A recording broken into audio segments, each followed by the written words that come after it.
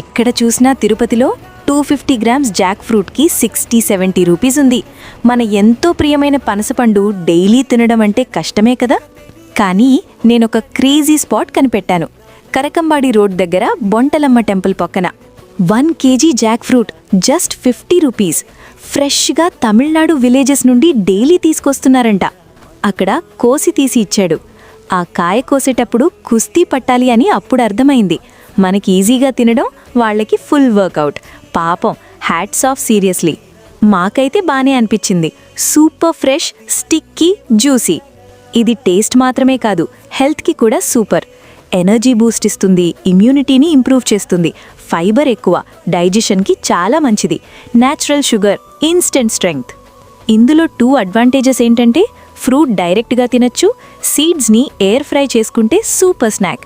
Protein కూడా ఉంటుంది. Daily ఆ లొకేషన్లో ఉంటారంటే మీ బడ్జెట్కి సెట్ అయితే డెఫినెట్గా ట్రై చేయండి. ఇలాంటి డీల్స్ మిస్ అయితే మన లాసే అసి. తిరుపతిలో రేట్లు పెరిగినా కొన్ని ప్లేసెస్ ఇంకా మన కోసం నిలబడి ఉన్నాయి. ఇలాంటి డైలీ అప్డేట్స్ కోసమైతే తిరుపతి లైఫ్ స్టైల్ ఫాలో అవ్వాల్సిందే.